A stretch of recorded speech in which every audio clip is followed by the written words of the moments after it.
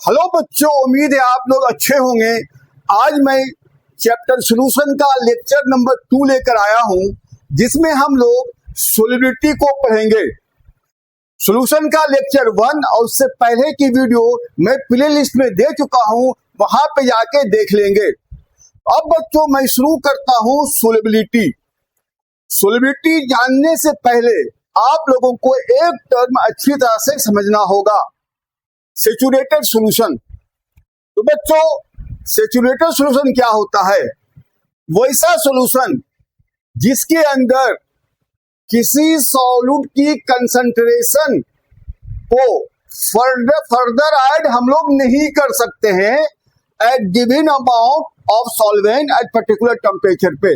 मतलब अगर के फर्दर अमाउंट आप ऐड करेंगे तो वो सॉल्यूट प्रिसिपिटेट कर जाएगा।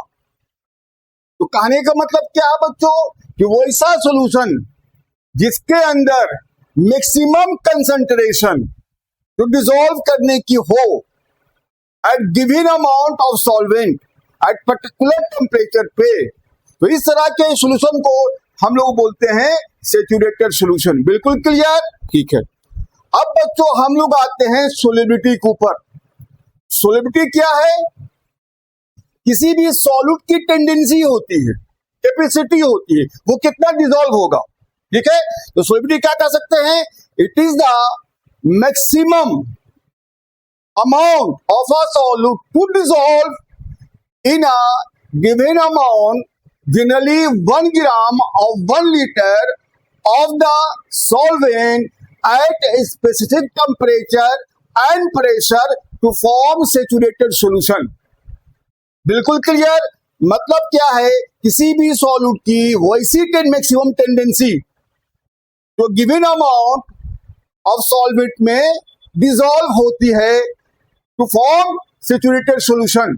तो बच्चों आपको कंफ्यूजन हो रहा होगा कि सर सॉल्युबिलिटी और सैचुरेटेड सॉल्यूशन दोनों तो एक तरह का लग रहा है। नहीं, दोनों एक तरह की चीजें नहीं, दोनों में काफी फर्क है। सैचुरेटेड सॉल्यूशन एक सॉल्यूशन है जिसमें कोई सॉल्यूट मैक्सिमम डिसॉल्व हो चुका है, जबकि यहाँ पे सॉल्युबिलिटी एक पर्टिकुलर सॉल्यूट की कैपेसिटी होती है कि वो कितना डिसॉल्व करेगा। कोई सॉल्यूट ज्यादा डिसॉल्व करता है, कोई सॉल्यूट कम डिसॉल्व करता है। आप अगर बात करेंगे शुगर की, सक्रोज की, तो वो 200 ग्राम डिसॉल्व करता है एक particular amount of solvent at particular temperature के ऊपर, जबकि सोल्ट 36 ग्राम डिसॉल्व करता है उसी अमाउंट ऑफ सॉल्यूट और उसी टेम्परेचर के ऊपर। तो दोनों की सॉल्युबिलिटी अलग अलग हो गई, मतलब दोनों की डिसॉल्व करने की टेंडेंसी अलग अलग हो गई। तो सॉल्युबिलिटी अलग चीज हो गई बच्चों, और सैचुरेटेड सॉल्यूशन अलग तरह की चीज हो गई। आई होप ये कॉन्सेप्ट बिल्कुल भी क्लियर आप लोगों की हो गई होगी। अब बच्चों सॉल्युबिलिटी 2 टाइप का हम लोग को यहाँ पे पढ़ना है। पहला type solubility of solute in the liquid, second type solubility of gas in the liquid। solubility of solid in liquid के बारे में बात करूंगा। तो क्या होता है? the maximum amount of a solid dissolve in given amount, generally per liter of the liquid at particular temperature and pressure to form saturated solution। इसी को बोलते हैं solubility of solid in the liquid। अब आगे बात होती है factor on which solubility depend. कौन कौन सा फैक्टर है जिसके ऊपर solubility सॉलिड की बढ़ेगा या घटेगा? तो 3 फैक्टर जानना है आप लोगों को। पहला factor nature of solute and solvent, दूसरा फैक्टर टेम्परेचर, तीसरा फैक्टर प्रेशर। तो पहला फैक्टर को जानिए। देखिए, कोई भी सॉल्यूट सॉल्वेंट में तभी डिसॉल्व होगा जब दोनों का इंटरएक्शन लगभग सेम हो या सेम हो। दोनों के बीच intermolecular force of attraction same हो या लगभग सेम हो, तभी सॉल्यूट सॉल्वेंट में डिसॉल्व होगा, अदरवाइज डिसॉल्व नहीं होगा। इसका मतलब 2 टाइप सॉल्यूट का इंटरमोलिकुलर फोर्स है, सेम टाइप सॉल्वेंट का भी इंटरमोलिकुलर फोर्स होना चाहिए, तभी अट्रैक्शन हो पाएगा और तभी डिसॉल्व होगा। अब यहाँ पे एक बहुत ही फेमस कॉन्सेप्ट अप्लाई होता है केमिस्ट्री की, जिसे बोलते हैं लाइक डिसॉल्व लाइक। मतलब क्या है कि पोलर सॉल्यूट पोलर सॉल्वेंट में डिसॉल्व होगा और non polar solute non polar solvent में डिसॉल्व होगा। अब पोलर के एग्जाम्पल मान लीजिएगा आप, तो सॉल्ट NaCl पानी में डिसॉल्व हो जाता है, क्योंकि सॉल्ट भी पोलर है, NaCl भी पोलर है और पानी भी पोलर है। ठीक है, दूसरा एग्जाम्पल आपको मैं दे रहा हूं, शुगर जो सक्रोज होता है वो भी पानी में डिसॉल्व होता है। अब तो आपकी दिमाग उड़ गई होगी कि सर शुगर तो हमारा कोवैलेंट कंपाउंड है, आयनिक कंपाउंड नहीं है, ये टूटता नहीं है पानी में, फिर ये डिसॉल्व कैसे हो रहा है। और आपको एक बात सुन के और हैरानी होगी कि शुगर की जो सोलिबिलिटी है वो लगभग 6 टाइम्स ज्यादा है साल के मुकाबले में। 200 ग्राम शुगर डिसॉल्व होता है 100 ग्राम पानी में एट 20 to 25 डिग्री सेल्सियस, जबकि सॉल्ट ओनली 36 ग्राम ही डिसॉल्व होती है, सेम अमाउंट ऑफ पानी और सेम अमाउंट ऑफ टेम्परेचर के ऊपर। ये अजीब बात हो गई। तो अब आपको ये कॉन्सेप्ट अच्छी तरह समझना पड़ेगा कैसा क्यों हो रहा है। अब देखिए, अगरचे शुगर का स्ट्रक्चर आपको पता होगा, तो शुगर के अंदर कई OH ग्रुप है, हाइड्रोक्सिल ग्रुप है, जिसके वजह कर ये पानी के साथ स्ट्रॉन्गेस्ट हाइड्रोजन बॉन्ड बनाता है, स्ट्रॉन्गेस्ट हाइड्रोजन बॉन्ड बनाता है। जबकि सॉल्ट के अंदर दो तरह की फोर्सेस लगती है, एक फोर्स सोडियम आयन और क्लोराइड आयन के बीच जो अट्रैक्टिव फोर्स है, दूसरा फोर्स क्लोराइड आयन पानी के साथ और सोडियम आयन पानी के साथ। तो यहाँ पे एक सोडियम नहीं चाहेगा कि क्लोरीन जाए पानी के साथ, अपने आप को खींच के रखेगा। तो यहाँ पे खिंचाव की वजह का मतलब कि सोडियम आयन और क्लोरीन के बीच जो खिंचाव है, वो खिंचाव नहीं चाहेगा कि पानी की तरफ दोनों में से कोई भी आयन जाए। तो इसी वजह कर जो सोडियम क्लोराइड की सोलिबिलिटी है काफी कम हो जाती है, किसके कंपेरिजन में, सॉल्ट सक्रोज शुगर के कंपेरिजन में। आई होप ये कॉन्सेप्ट बिल्कुल भी क्लियर हो गई होगी। अब एक मैं ले लेता हूं नॉन पोलर, आप खरीद लीजिएगा, वो बेंजीन में डिसॉल्व हो जाएगा। ठीक है, तो इफेक्ट ऑफ टेम्परेचर को जानने से पहले एक कॉन्सेप्ट को अच्छी तरह से समझ लीजिए। ये थोड़ा सा बियॉन्ड द NCERT है, लेकिन आपको समझना जरूरी है, क्योंकि मुझे 100% मार्क्स चाहिए। हॉट क्वेश्चन इसी सब एरिया से बनेगा, इसलिए गौर से समझिएगा आप लोग। देखिए, सबसे पहले आप लोग को यह समझना है कि जब कोई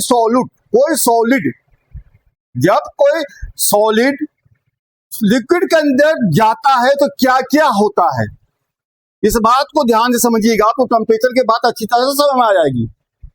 तो देखो बच्चों, जब आप कोई सॉलिड को पानी के अंदर डालते हो तो उस सॉलिड को हम लोग बोलते हैं सॉलिड सॉल्यूट। जैसे ही सॉलिड सॉल्यूट को पानी के अंदर लिक्विड के अंदर डालते हम लोग हैं, तो वो जो सॉलिड सॉल्यूट है वो डिसोसिएट आयन में हो जाता है। किसमें हो जाता है? आयन में हो जाता है। और एनर्जी की पड़ती है जरूरत, तो इस एनर्जी को हम लोग बोलते हैं लैटिस एंथैल्पी। तो लैटिस एंथैल्पी क्या हो गया कि एक मोल जब आयनिक कंपाउंड को आयन में तोड़ने के लिए दी जाती है तो उसी एनर्जी को हम लोग बोलते हैं लैटिस एंथैल्पी। और इसकी बिल्कुल पूरी डिटेल मैं नोट्स में जो लिंक में दे चुका हूं, वहां से जाके देख लीजिएगा। मेरे यूट्यूब देखने के फौरन बाद अब नोट्स पर ये बिल्कुल कॉन्सेप्ट क्रिस्टल एंड क्लियर हो जाएगा, एक भी क्वेश्चन आपसे बचेगा नहीं। मैं बार बार इस चीज को बोलता हूं। अब मैं क्या बोला कि सॉलिड सॉल्यूट जैसे ही लिक्विड में जाता है तो आयन में टूट जाता है by the required of energy called lattice enthalpy.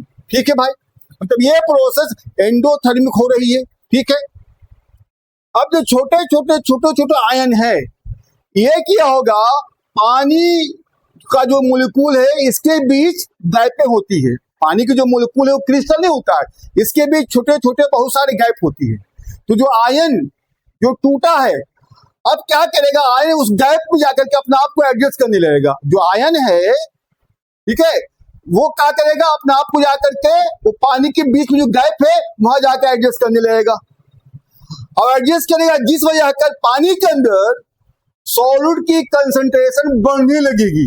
ऐसी प्रोसेस को तो बोलते हैं हम लोग डिसोल्यूशन। इसी प्रोसेस क्या बोलते हैं, डिसोल्यूशन। क्यों? क्योंकि जो आयन है वो पानी के गैप के अंदर अपने आप को जाकर एडजस्ट कर रहा है। अब देखो बच्चों, जब दो चीज आपस में चिपकता है, अपने आप को चिपकाता है, चिपकता है, ठीक है, स्टेबिलिटी बढ़ती है तो एनर्जी रिलीज हो जाती है। तो यहां पर जो एनर्जी रिलीज हो रही है कब, जब जो आयन, अब इस आयन को हम लोग क्या बोलेंगे, सिर्फ सॉलिड बोलेंगे। जो बाहर से पहले डाला था हमने उसे क्या बोला था, सॉलिड सॉलिड। अभी आयन को क्या बोलेंगे हम लोग, सिर्फ बोलेंगे सॉलिड। दिमाग रखिएगा इस बात को। तो जो एनर्जी रिलीज हो रही है कब, जब सॉलिड पानी के गैप के अंदर जाके एडजस्ट होता है, तो इसे बोलते हैं हाइड्रेशन एंथैल्पी। तो दो तरह की एनर्जी में सिखा दिया आप लोगों को, लैटिस एंथैल्पी जो एंडोथर्मिक है, हाइड्रेशन एंथैल्पी जो एक्सोथर्मिक है, ठीक है। अच्छा साहब, अब क्या होगा, एक पर्टिकुलर टाइम के बाद, कुछ देर के बाद जो गैप होगी पानी की वो सब भर जाएगी। तब क्या कहलाएगा कि सैचुरेशन आ गया है, सॉल्यूशन सैचुरेटेड बन गया है। अब जितना अमाउंट डिसॉल्व हुआ है सॉल्यूट की उसे बोलेंगे सोलिबिलिटी, ठीक है। अब अगर से बाहर से आप सॉलिड सॉल्यूट को ऐड करेंगे, बाहर से जब सॉलिड सॉल्यूट को ऐड करेंगे तो वो सॉलिड सॉल्यूट ऊपर में जाकर के होल में तो चिपकेगा, लेकिन होल बनाने के लिए एक नीचे से, नीचे का जो हमारा सॉल्यूट है वो टप टप टप टप नीचे आके बैठने लगेगा। इस प्रोसेस को बोलते हैं क्रिस्टलाइजेशन। मतलब कहने का ये है, एक रो है, रो के अंदर कैपेसिटी है 10 बच्चा ही रहेगा।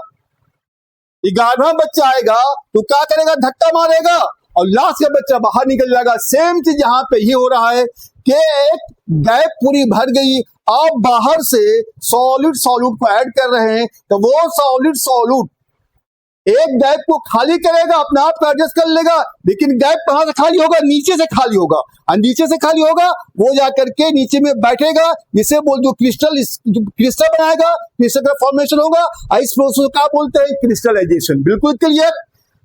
आहिस्ता आहिस्ता बच्चों वो जो सॉल्यूट आ रहा है जिसे हम लोग बोलते हैं डिसोल्यूशन, गैप को में भरना, तो क्या बोलते थे, डिसोल्यूशन। मतलब कि डिसोल्यूशन की रेट और क्रिस्टलाइजेशन की रेट बिल्कुल सेम हो जाएगी। तो यहाँ पे डायनामिक इक्विलिब्रियम एस्टेब्लिश हो जाता है। तो यही प्रोसेस हमारा चलते रहता है।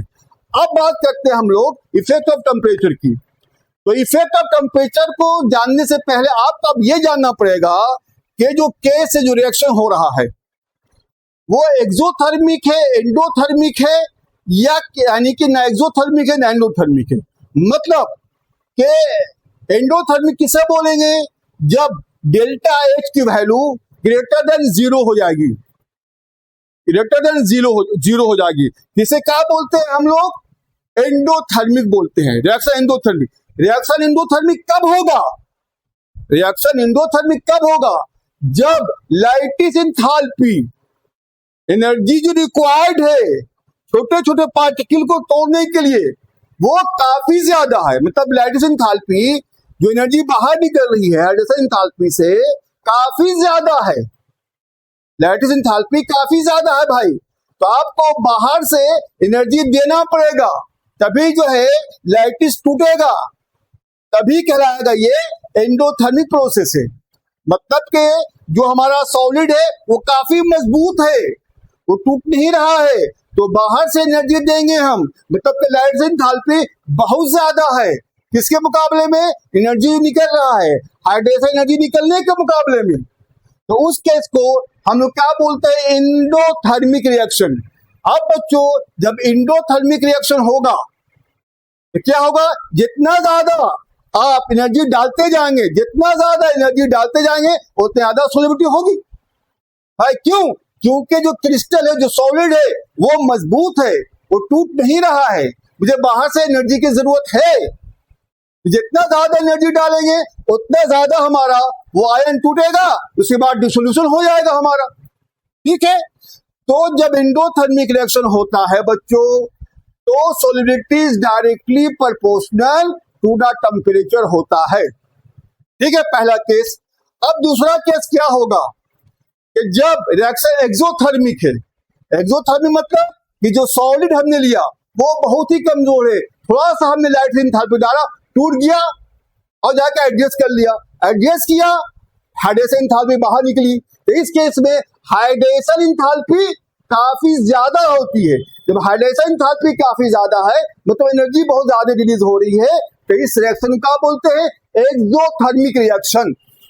तो जब रिएक्शन एक्सोथर्मिक होगी तो solubility inversely proportional to the temperature होगा बच्चों। बिल्कुल क्लियर।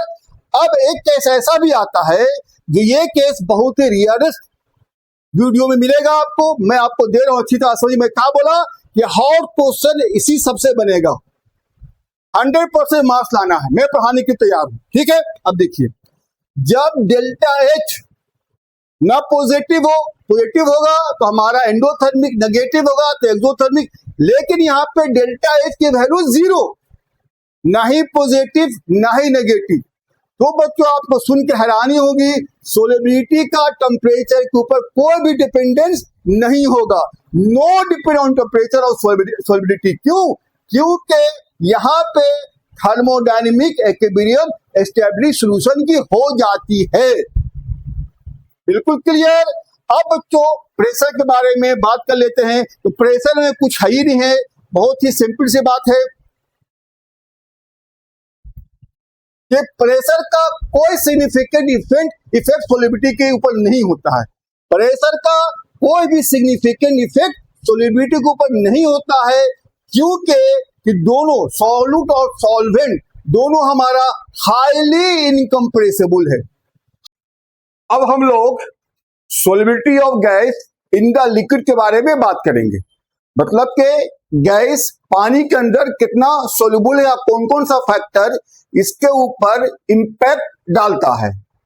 तो क्या कह सकते हैं, the maximum amount of a gas, the maximum amount of a gas soluble in water generally 1 litre at particular temperature and pressure. मतलब क्या कहने का है, गैस की मैक्सिमम अमाउंट जो 1 लीटर पानी के अंदर एक खास टेम्परेचर और प्रेशर के ऊपर कितनी डिसॉल्व होती है, इसी को बोलते हैं solubility of gas in the liquid. ठीक है, आज हम लोग बात करेंगे कि कौन कौन सा फैक्टर है जो गैस की सोलिबिलिटी इन वाटर डिपेंड करेगा। गैस की सोलिबिलिटी वाटर के अंदर जो डिपेंड करेगा वो कौन कौन सा फैक्टर है। तो पहला फैक्टर नेचर ऑफ गैस और नेचर ऑफ सॉल्वेंट, दूसरा फैक्टर टेम्परेचर, और तीसरा बहुत इंपॉर्टेंट फैक्टर वो है प्रेशर। ठीक है, तो 1 बाय 1 हम हर को स्टडी करेंगे। तो पहला फैक्टर जो है हमारा नेचर ऑफ गैस। देखो बच्चों, सभी गैस वाटर के अंदर सोल्यूबल नहीं होता है। मैं क्या बोल रहा हूं, सभी गैस वाटर के अंदर सोल्यूबल नहीं होता है। बहुत सारे गैस वाटर के अंदर सोल्यूबल हैं और बहुत सारे गैस वाटर के अंदर सोल्यूबल नहीं है, मतलब इनसोल्यूबल है। ठीक है, अब जो गैस वाटर के अंदर सोल्यूबल हैं उनमें से भी बहुत सारे गैस ऐसे हैं जो हाईली सोल्यूबल होते हैं। क्या होते हैं? हाईली सोल्यूबल होते हैं। और कुछ गैस ऐसे हैं जो स्पायरिंगली सोल्यूबल होते हैं। तो जो गैस या तो पोलर हो या वाटर के साथ रिएक्ट करता हो, जो गैस या तो पोलर हो या वाटर के साथ रिएक्ट करता हो, वो गैस हाईली सोल्यूबल वाटर के अंदर होता है। Example HCl, NH3 and SO2। HCl, NH3 and SO2 sulphur dioxide, ये गैसेस वाटर के अंदर हाईली सोल्यूबल है। क्यों? क्योंकि इनमें से कुछ गैस या तो पोलर है या वाटर से रिएक्ट करता है। ठीक है, अब बात करते हैं हम लोग आगे।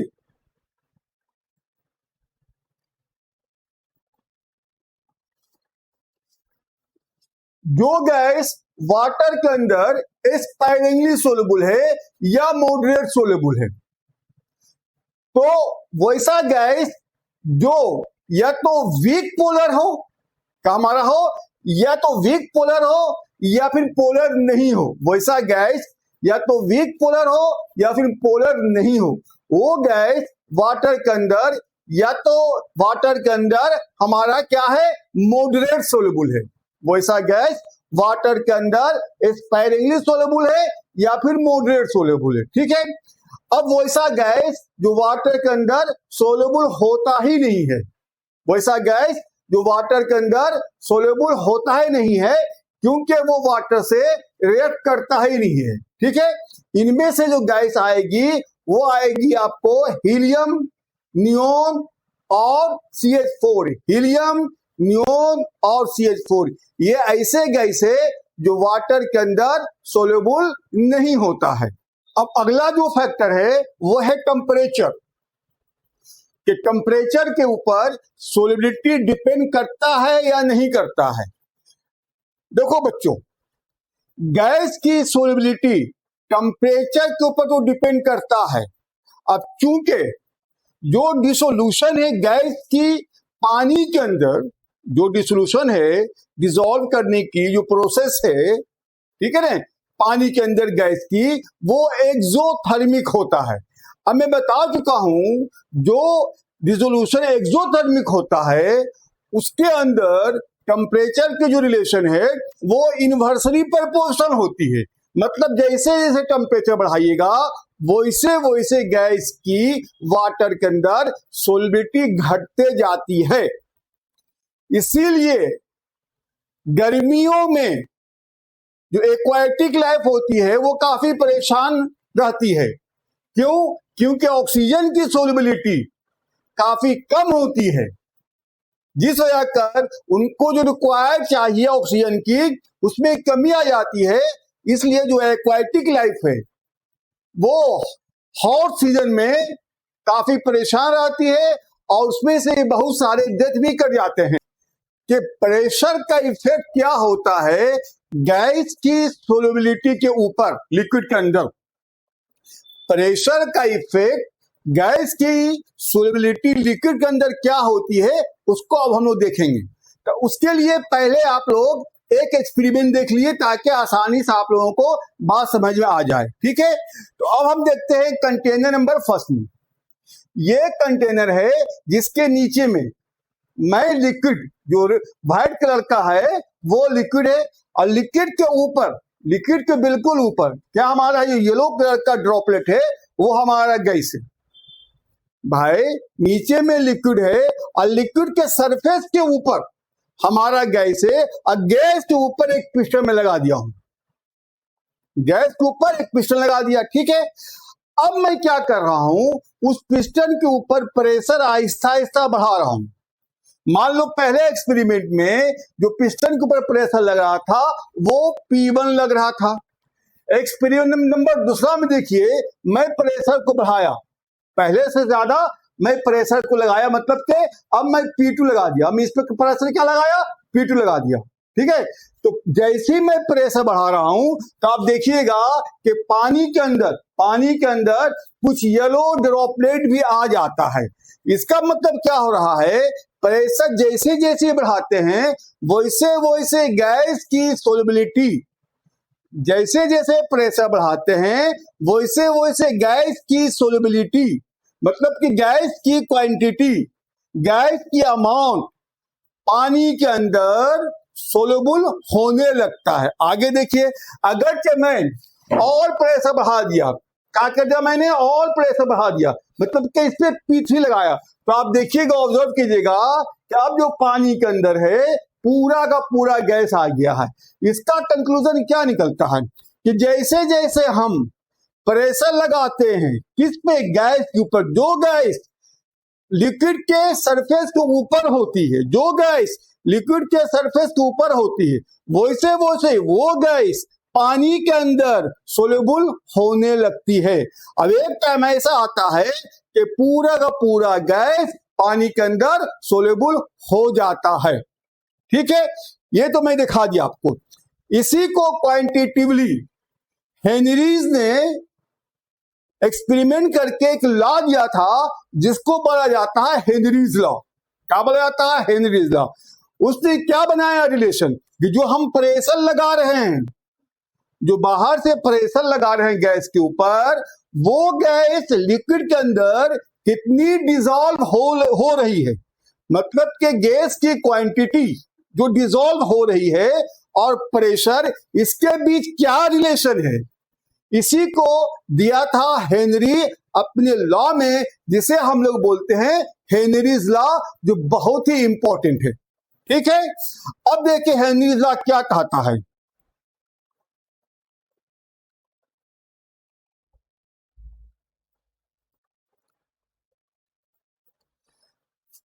ये लॉ ये कहता है कि at constant temperature the solubility of a gas is directly proportional. The solubility of a gas in a liquid is directly proportional to the pressure of the gas.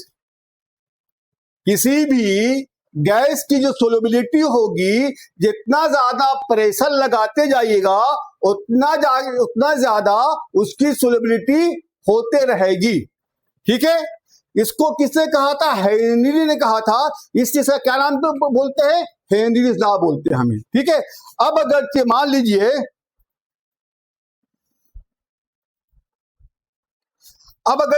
लीजिए कि हम जाकर के ले लेते हैं यहाँ पे, अगर मान लेते हैं एस को मान लिया सोलिबिलिटी, तो S directly proportional to P, जो प्रेशर हम लगा रहे हैं, एस क्या हमारा सोलिबिलिटी है और जो प्रेशर लगा रहे हैं पी, एस क्या हमारा सोलिबिलिटी है, जो प्रेशर लगा रहे हैं पी, तो solubility is directly proportional to P. ठीक है, हमने क्या किया, प्रोपोर्शनलिटी को हटाया और उसी जगह पे एक डाल दिया कांस्टेंट। ठीक है, तो एस इक्वल्स टू के इंटू पी। ठीक है, जहां पे एस क्या हमारा है? सोलिबिलिटी है। ठीक है, और के क्या हमारा है? प्रोपोर्शनलिटी कांस्टेंट है। अभी मैं हेनरीज कांस्टेंट नहीं बता रहा हूं, यहां पे के क्या हमारा है? प्रोपोर्शनलिटी कांस्टेंट है। ठीक है, अब आगे बढ़िए आप।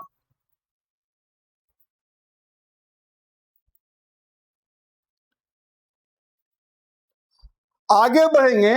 ठीक है, अगर हम लोग एस के जगह पे मोल फ्रैक्शन ले लेते हैं, इसलिए ताकि मोल फ्रैक्शन में कोई यूनिट नहीं होती है, कैलकुलेशन में आसानी होती है, तो इसलिए अब एस के जगह पे हम लोग का ले लिया है? मोल फ्रैक्शन ले लिया है। तो अब आप देखिएगा मोल फ्रैक्शन भी पी के डायरेक्टली प्रोपोर्शनल होगा।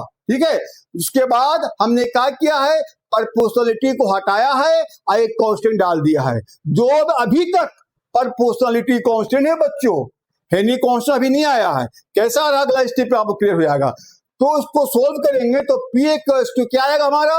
1/k डॉट एक्स आएगा, और 1/k के जगह पे एक कांस्टेंट रख देते हम हैं, जिसको रिप्रेजेंट करते हैं के एक्स से। तो क्या फॉर्मूला बन जाएगा हमारा?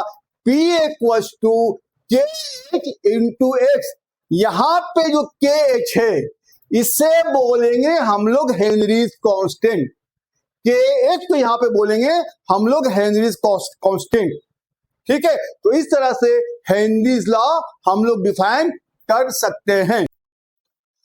अब अगर बच्चों जो गैस है कई कंपोनेंट से मिलकर बना हुआ है, भाई गैस तो सिंगल नहीं होगा, कई कंपोनेंट से मिलकर बना हुआ है, तो अब उसके अंदर हर कंपोनेंट की प्रेशर अपनी अलग अलग होगी।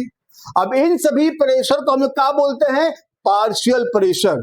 तो हेनरीज लॉ को पार्शियल प्रेशर के टर्म में भी आप बोल सकते हैं।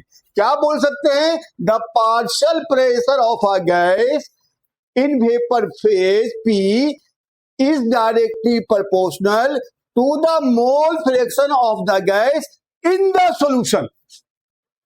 The partial pressure of a gas in vapor phase is directly proportional to its mole fraction in the solution.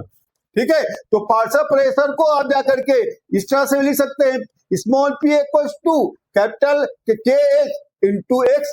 ठीक है ना, अगर से पार्शियल प्रेशर ए का है तो p के बेस में ए दे दीजिएगा और यहाँ पे x के बेस में आप ए दे दीजिएगा. इसी तरह से b का अगर तो होगा तो b भी दे सकते हैं. अब हम लोग देखते हैं कि हेनरीज कांस्टेंट जो के एच है उसकी कैरेक्टरिस्टिक क्या है. जो के एच है उसकी कैरेक्टरिस्टिक क्या है. तो दो कैरेक्टरिस्टिक आप लोग दिमाग में रखेंगे, उससे आपका काम चल जाएगा. पहला, nature of gas and solvent. क्या मैं बताया? Nature of gas and solvent. मतलब क्या कहने का है कि every gas has a unique KH value. Her gas की अपनी केएच की वैल्यू यूनिक होती है. That varies based on the solvent identity.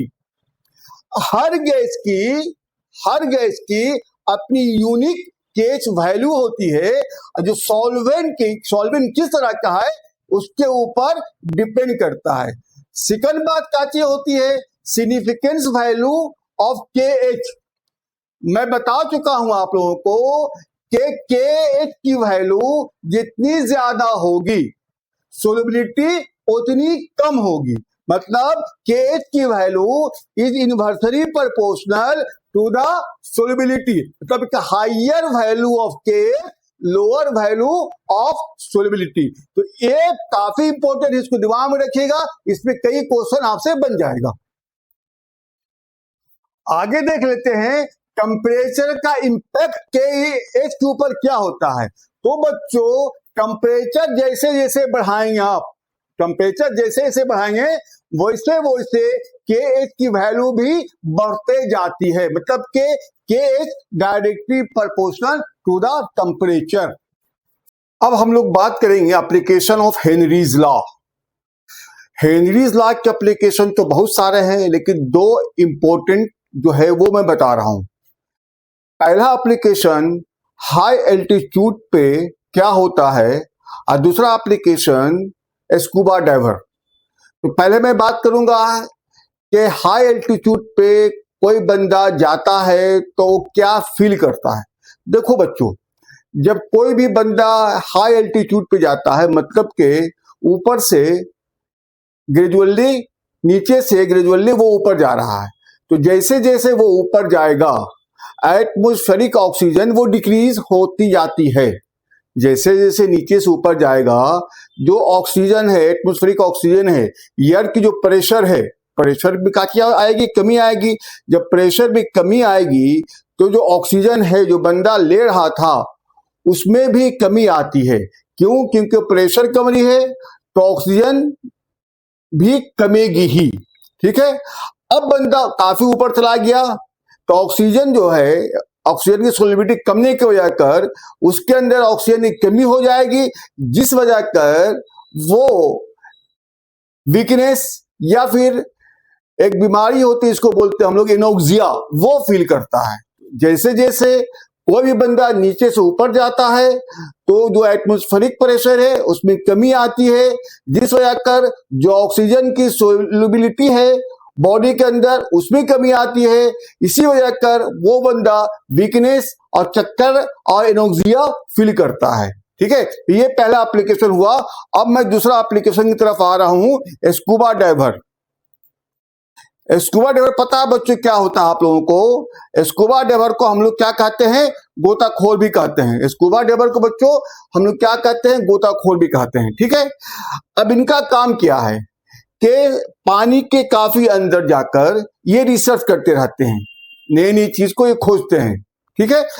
अब क्या होता है, ये स्कूबा डाइवर अपने पीछे एक टैंक रखते हैं और उसके अंदर डाइल्यूटेड एयर, उसके बाद उसके अंदर नाइट्रोजन, ऑक्सीजन और कुछ हीलियम रहता है.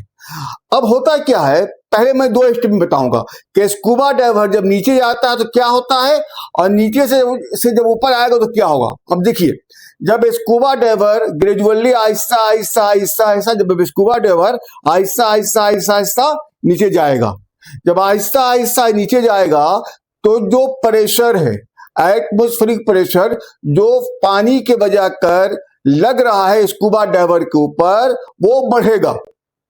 ठीक है, प्रेशर क्या होगा, बढ़ेगा। जब प्रेशर बढ़ेगा बच्चों, तो जो सोलिबिलिटी है गैसेस की, जो टैंक में गैस है और स्कूबा डाइवर उसको इनहेल कर रहा है, तो वो सोलिबिलिटी भी बढ़ेगा। ठीक है, जिसके वजह कर ऑक्सीजन के साथ साथ नाइट्रोजन भी ब्लड में डिसॉल्व हो जाएगा। आमतौर पे नाइट्रोजन नॉर्मल प्रेशर पे डिसॉल्व नहीं होता है, लेकिन हाई प्रेशर पे नाइट्रोजन भी डिसॉल्व हो जाता है। तो यहां पे क्या हो गया कि high pressure scuba diver feel कर रहा है, जिसके वजह कर नाइट्रोजन भी ऑक्सीजन के साथ साथ डिसॉल्व हो जाएगा। ठीक है, हीलियम भी डिसॉल्व हो जाएगा क्योंकि उसके अंदर हीलियम भी है। ठीक है भाई, अब क्या होता है, ऑक्सीजन तो यूज हो जाता है ब्लड के साथ, डिसॉल्व हो जाता है ब्लड के साथ, लेकिन अब स्कूबा डाइवर जब ऊपर आता है, जब स्कूबा डाइवर अपना काम वगैरह करके ऊपर आता है, ठीक है, तो जो हमारा नाइट्रोजन था जब ऊपर आएगा तो प्रेशर में कमी आएगी। जब प्रेशर में कमी आएगी तो नाइट्रोजन जो डिसॉल्व था वो भी निकलने का कोशिश करेगा। जो नाइट्रोजन हमारा डिसॉल्व था हाई प्रेशर पे, अब ऊपर आ रहा है तो प्रेशर में कमी आ रही है। भाई ऊपर आ रहा है तो प्रेशर में कमी आ रही है। जब प्रेशर में कमी आएगी तो नाइट्रोजन जो डिसॉल्व था वो बाहर निकलने का कोशिश करेगा in the form of bubble. Nitrogen जो गैस है बबल के फॉर्म में बाहर निकलने का कोशिश करता है। अब बबल जो क्या करता है, कैपिलरी में, बबल कैपिलरी में होता है, ठीक है ना, जो ब्लड है, ब्लड में डिसॉल्व नाइट्रोजन था वो कैपिलरी में था। तो जैसे जैसे ऊपर आएगा scuba diver, nitrogen in the form of bubble वो निकलेगा, जिस वजह कर उनकी जो कैपिलरी है वो रप्चर कर जाएगी, या फिर एक मेडिकल कंडीशन वहां पे पैदा हो जाता है जिसको बोलते हैं हम लोग बेंड। क्या बोलते हैं उसको, बेंड बोलते हैं, या फिर उसका दूसरा नाम है डिकम्प्रेशन। अब उससे बचना अगर से स्कूबा डाइवर को है, ठीक है, तो उसके लिए पहले से एयर हीलियम को डाल दिया जाता है। हीलियम का काम क्या है, पहला काम कि वो नाइट्रोजन के कंसंट्रेशन को कम कर देता है, और दूसरा काम हीलियम की साइज छोटी होने की वजह कर वो कैपिलरी को रप्चर नहीं करता है। ठीक है, तो सेफ्टी के पॉइंट ऑफ व्यू से उसके अंदर हीलियम 11.7% डाला जाता है। तो परसेंटेज याद रखना आपको है, 11.7% हीलियम, 56.2% नाइट्रोजन और 32.1% ऑक्सीजन। तो ये मैं पूरी सोलिबिलिटी बता दिया। अब तुरंत जाकर के आप लोग मेरे नोट्स को जो मैं डिस्क्रिप्शन के लिंक में दे चुका हूं उसको पढ़ना जरूरी है। मैं यहां पे सिर्फ समझाता हूं, और रेडीमेड नोट इसी तरह से बनाया है। मैं रेडीमेड नोट्स वहां पे जाके पढ़िए, बिल्कुल क्लियर हर कॉन्सेप्ट आपकी हो जाएगी। बिना नोट्स तो पढ़े हुए बात नहीं बनेगी बच्चों। इसलिए मैं बार बार बोलता हूं, मेरे यूट्यूब देखने के बाद टॉपिक खत्म होता है जब, तो आप नोट्स को जरूर पढ़ लें। यहां पे नोट्स वगैरह बनाने की जरूरत नहीं है। अब हम लोग हेनरीज लॉ के ऊपर एक न्यूमेरिकल देख लेते हैं जो बहुत ही बेसिक न्यूमेरिकल है, एनसीईआरटी का ही है, क्योंकि मुझे ये आप लोगों को समझाना है कि जब भी न्यूमेरिकल करनी है तो 2 चीजें पहले कर लेनी है। पहले जो गिवन डेटा में, क्वेश्चन में जो गिवन डेटा है उसको लिख लेना है। उसके बाद जो चीज पूछ रहा है उससे रिलेटेड फार्मूला लिख लेना है, और कंपेयर करना है कि जो फार्मूला में डेटा है वो सभी डेटा गिवन डेटा में है या नहीं।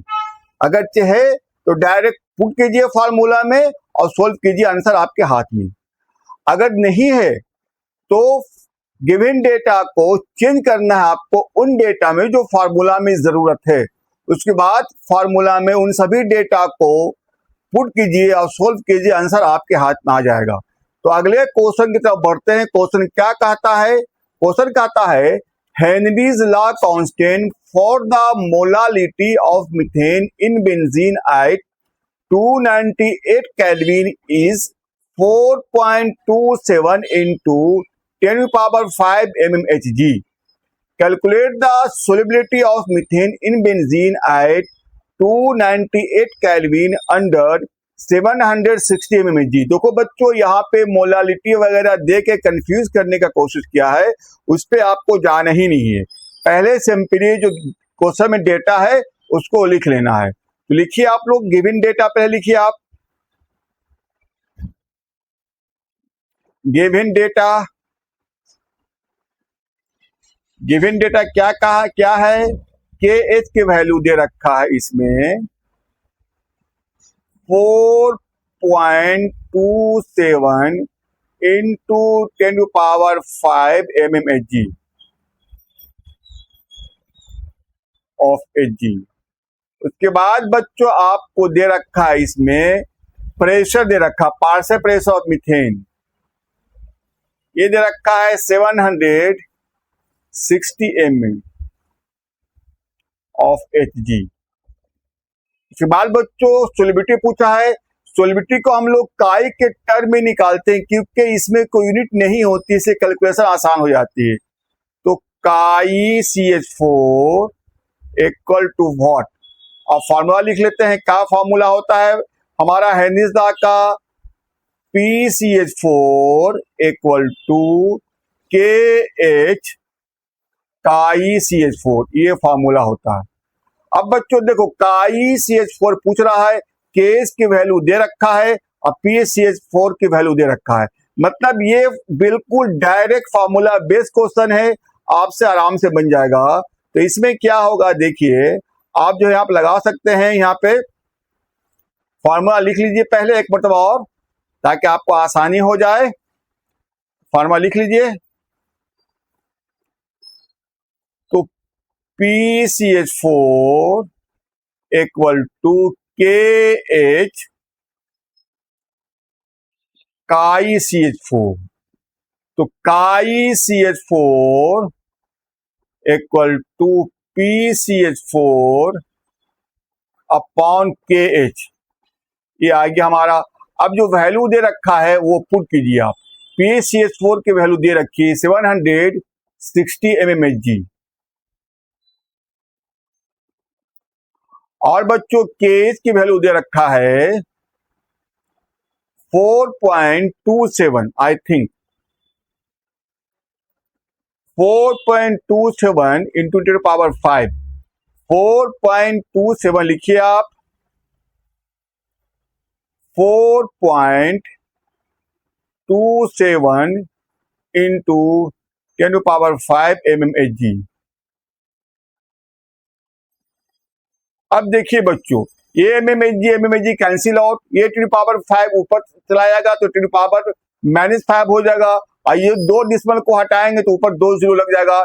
मतलब किसको मैं यहाँ पर सोल्व करती हूँ, क्या आएगा हमारा 760, 2 जीरो यहाँ पे, और इसको यहाँ पे कीजिएगा आप 427, इसको आप सोल्व कीजिएगा तो आ जाएगा हमारा 177.9, 177.9।